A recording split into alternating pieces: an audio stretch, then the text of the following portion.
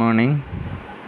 Today we are discussing about essential elements of a valid contract. Indian Contract Act 1872. There are 10 points: offer and acceptance, consensus ad idem, free consent, capacity of the parties, lawful consideration, lawful object, not expressly declared void, intention to create legal relation, certainty of meaning, legal formalities.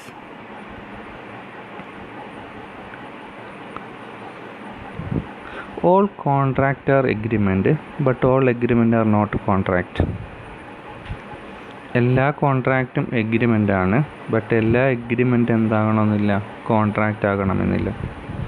ഈ എഗ്രിമെൻറ്റിന് നിയമസാധ്യത കൈവരിക്കുമ്പോൾ മാത്രമേ എന്തായി മാറുള്ളൂ, അതൊരു കോൺട്രാക്റ്റായി മാറുള്ളൂ. Only that agreement which is enforceable by law is a contract. An agreement to be enforceable by law must possess essential elements of a valid contract as contained in section 10 of the Indian Contract Act. ഓർമ്മിക്കുക, section 10 of the Indian contract act. അപ്പോൾ ഈ സെക്ഷനിൽ 10ൽ പറയുന്ന എല്ലാ എലമെൻസുകളും fulfil ചെയ്താൽ മാത്രമേ അതെന്തായി മാറുള്ളൂ, valid ആയിട്ടുള്ള ഒരു കോൺട്രാക്റ്റായി മാറുള്ളൂ. According to section 10 of the Contract Act, all agreements are contract if they are made by the free consent, ഓർമ്മിക്കുക, free consent of the parties, competent into contract. Competent means capacity of parties for a lawful consideration with a lawful object and nor expressly declared to be void. അപ്പോൾ according to section 10ൽ പറയുന്ന ഇത്രയും കാര്യങ്ങൾ fulfil ചെയ്താൽ മാത്രമേ എന്തായി മാറുള്ളൂ, അതൊരു കോൺട്രാക്റ്റായി മാറുള്ളൂ. അതാണ് നമ്മൾ അടുത്ത പോയിന്റുകളായിട്ട് നോക്കുന്നത്.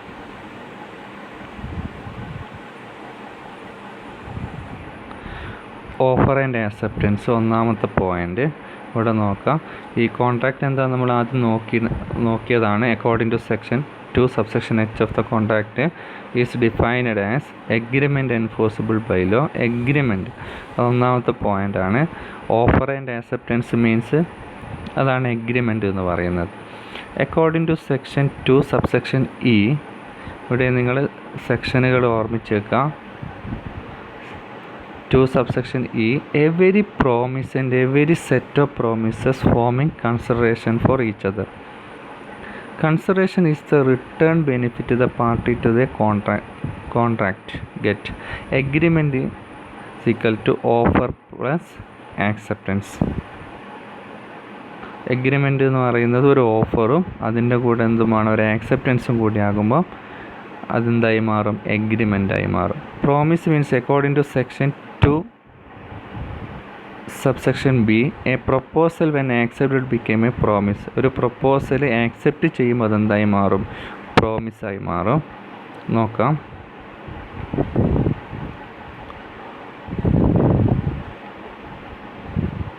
ഒന്നാമത്തെ പോയിൻ്റാണ് essential elements of a valid കോൺട്രാക്റ്റിൽ ഒന്നാമത്തെ പോയിൻ്റ് എഗ്രിമെൻറ്റ്. മറ്റേ സ്ലൈഡ് നിങ്ങൾ പോയിൻ്റ് ഓർമ്മിക്കാൻ വേണ്ടി ഉപയോഗിച്ചാൽ മതി. ഇതാണ് നിങ്ങൾ നോട്ടിലേക്ക് മാറ്റി എഴുതേണ്ടത്.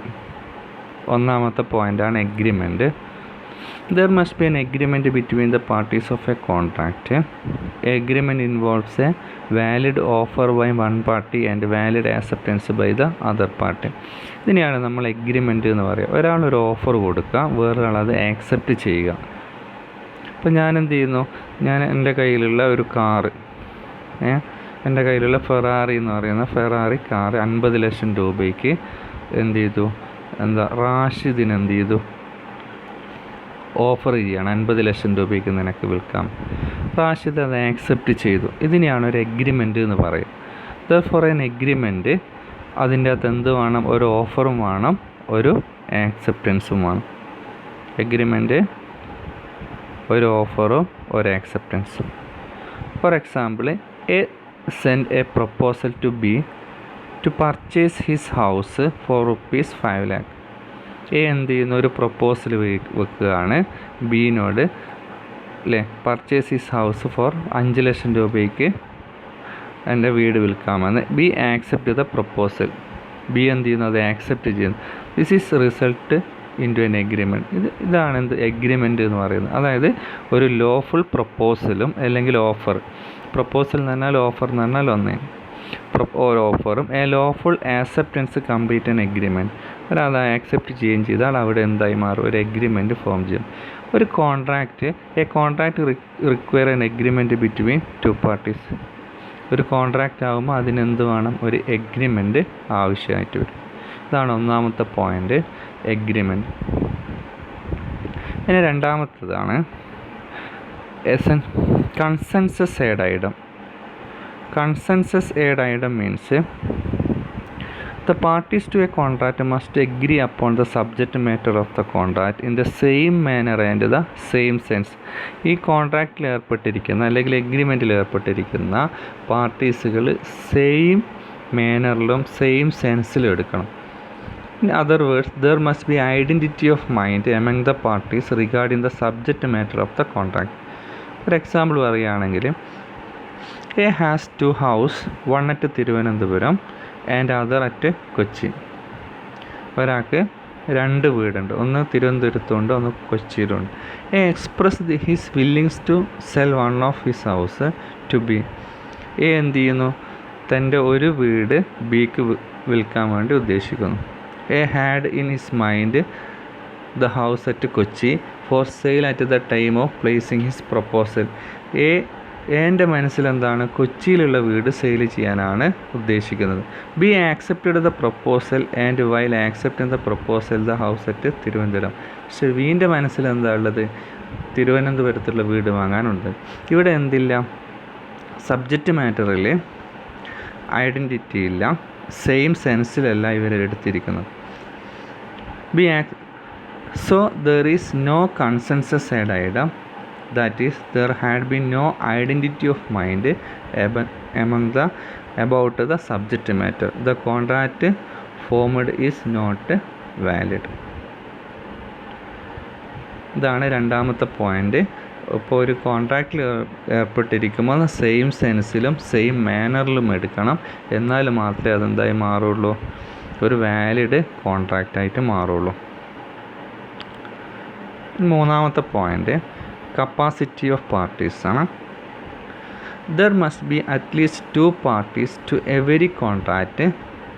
These parties must have a legal capacity to enter into a contract. ഇപ്പോൾ ഒരു കോൺട്രാക്റ്റിൽ ഏർപ്പെടണമെങ്കിൽ അവർക്ക് ലീഗൽ കപ്പാസിറ്റി വേണം. Every person who is a major and possess sound mind is competent to enter into a contract. ഒരാൾക്ക് sound mind എന്ന് പറയുന്നത് എന്താണെന്നുള്ളത് നമ്മൾ അടുത്തതിൽ നോക്കുന്നുണ്ട്.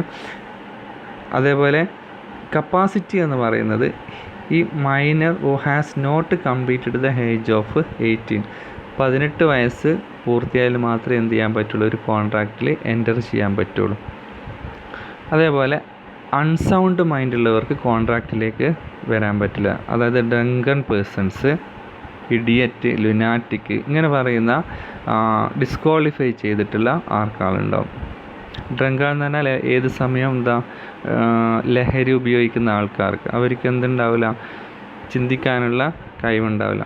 ഇഡിയറ്റ്, ജന്മനാ ബുദ്ധിയില്ലാത്ത ആൾക്കാർ. ലുനാറ്റിക്, ചില സമയത്ത് ഇങ്ങനെ ഭ്രാന്ത്, അങ്ങനെ ചിത്തഭ്രമം വരുന്ന പോലത്തെ ആൾക്കാരുണ്ടാകും. അവർക്കൊന്നും are also not competent into contract. ഇവർക്കൊന്നും കോൺട്രാക്റ്റിൽ ഏർപ്പെടാൻ പറ്റില്ല. അപ്പോൾ ഒരാൾക്ക് ഒരു കോൺട്രാക്റ്റിൽ ഏർപ്പെടണമെങ്കിൽ മേജർ ആയിരിക്കണം, അതേപോലെ സൗണ്ട് മൈൻഡുള്ള ആൾക്കാരായിരിക്കണം. അതാണ് ആ പാർട്ടി കപ്പാസിറ്റി ഓഫ് പാർട്ടീസ് എന്ന് പറയുന്നത്.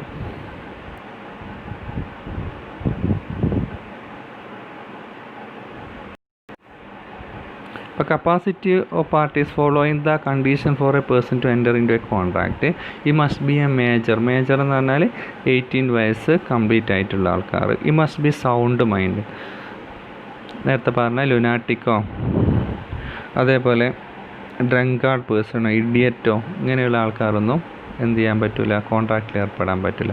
ഈ must not be disqualified by any other law. എന്തെങ്കിലും ഡിസ്ക്വാളിഫൈ ചെയ്തിട്ടുണ്ടാകും. ഈ കുറ്റവാളികൾക്കൊന്നും ഈ കോൺട്രാക്റ്റിൽ ഏർപ്പെടാൻ പറ്റില്ല.